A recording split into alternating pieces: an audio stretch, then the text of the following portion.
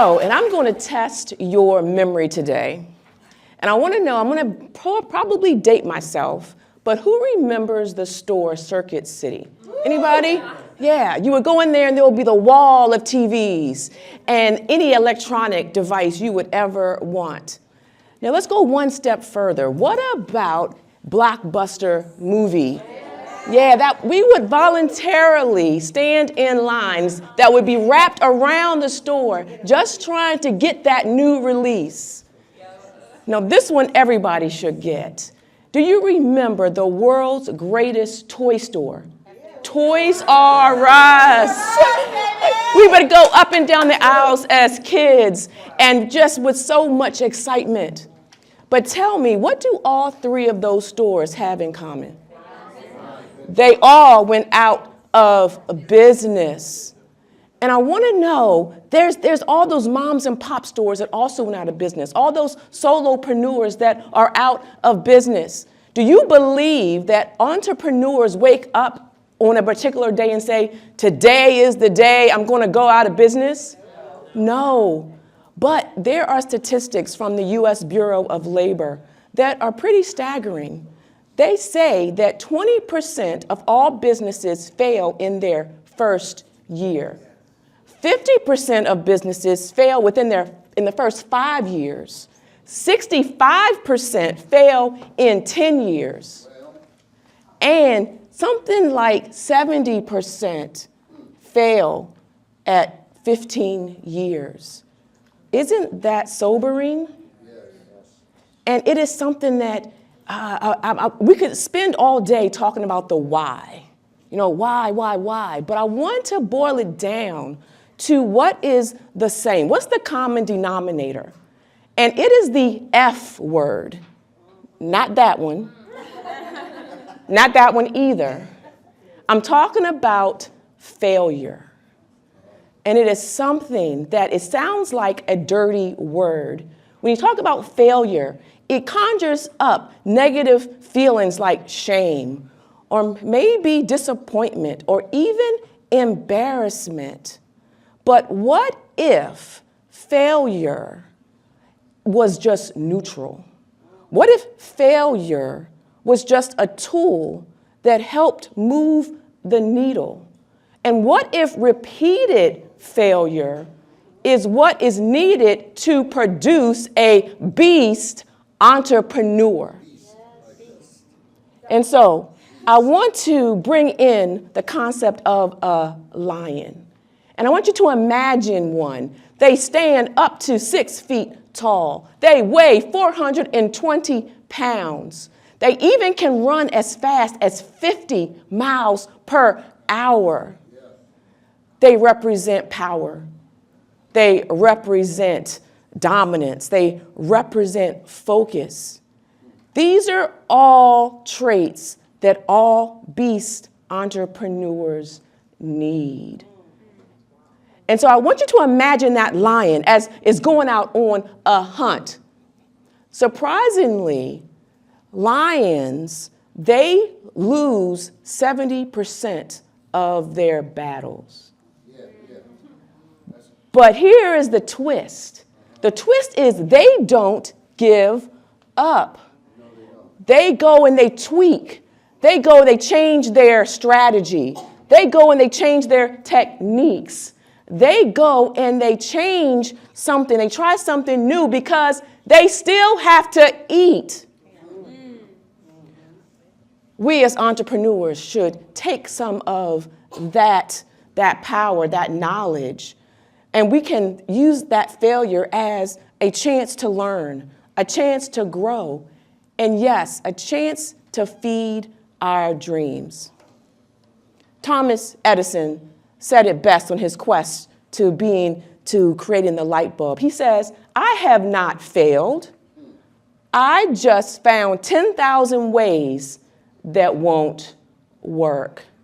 And what if we just use that failure as fuel, as a stepping stone to make it to our success?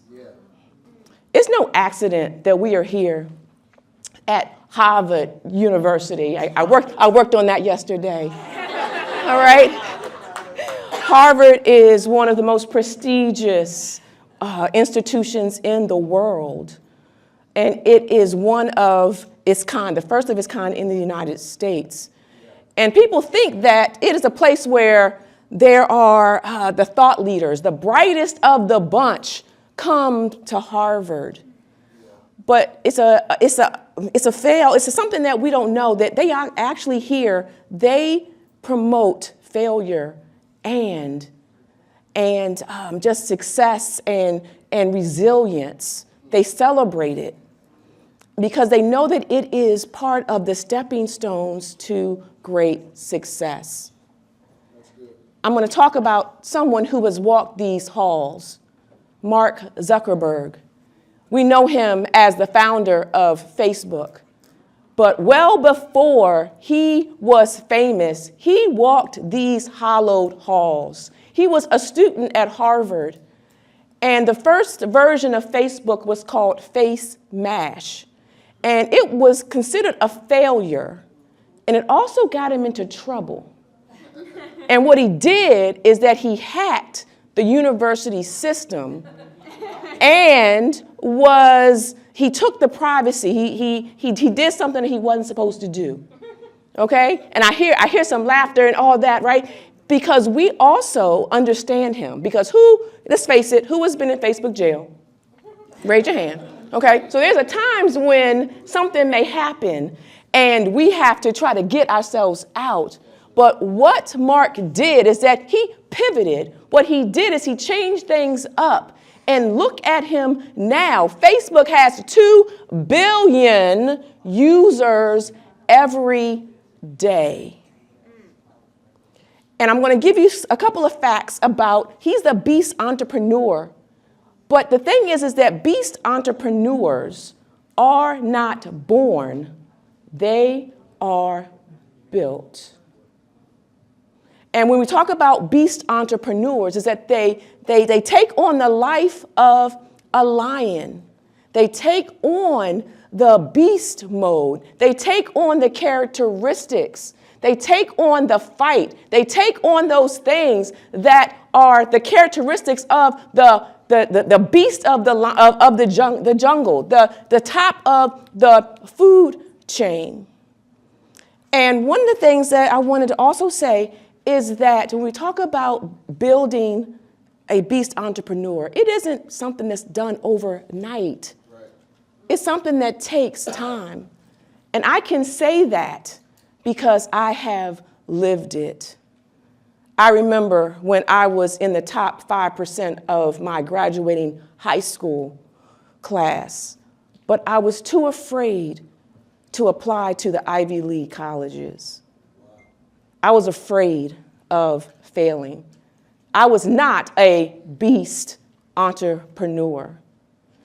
And I remember when my parents died and there was this void where I was just in survival mode, just trying to make it one step at a time. I was not a beast entrepreneur. I even recall I was living muted in a toxic relationship for 19 years. I was afraid to chart a pathway and to create my own destiny. I was not a beast entrepreneur. And then when I did become an entrepreneur, I recall not even offering my services because I was afraid of the no. I was not a beast entrepreneur. But those moments did not break me. Those moments made me. What I did is that I turned it around. I did not quit. I made sure that I was focused, that I was determined, that I was relentless, that I was resilient, that I was unstoppable. And now I stand here as a beast entrepreneur. And so I want to know in the audience, where are the beast entrepreneurs? Let me hear you. The ones that have gone through hell and back and are still standing.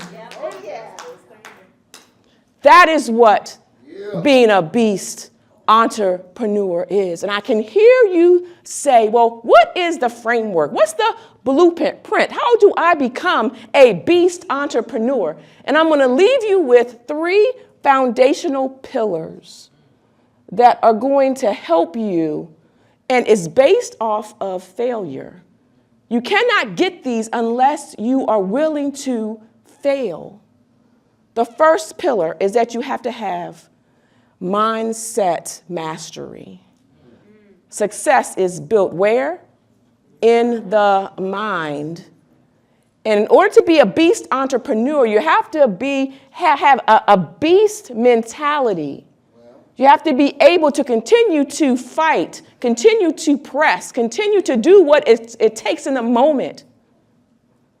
The second pillar is the vision, and it is your purpose and the goals arc. And what it says is that all entrepreneurs, all beast entrepreneurs, have a vision for themselves as well as for their businesses.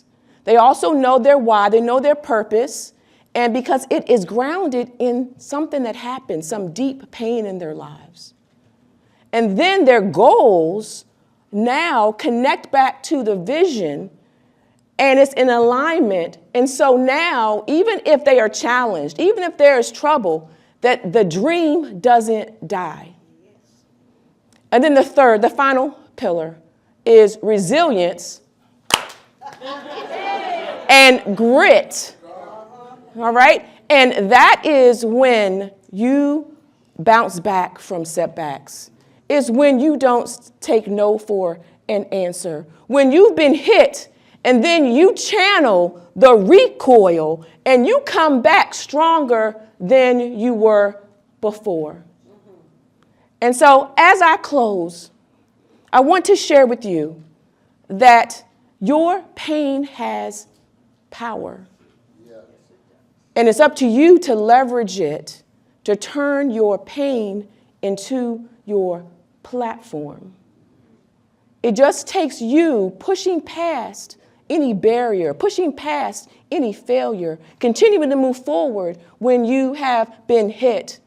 The beast is inside of you. You just have to unlock it and let it roar. So I want you to repeat after me. Say, I am relentless. I am relentless. I am resilient. I am resilient. I am unstoppable. I am unstoppable. And I am a beast. And I am a beast. Take care.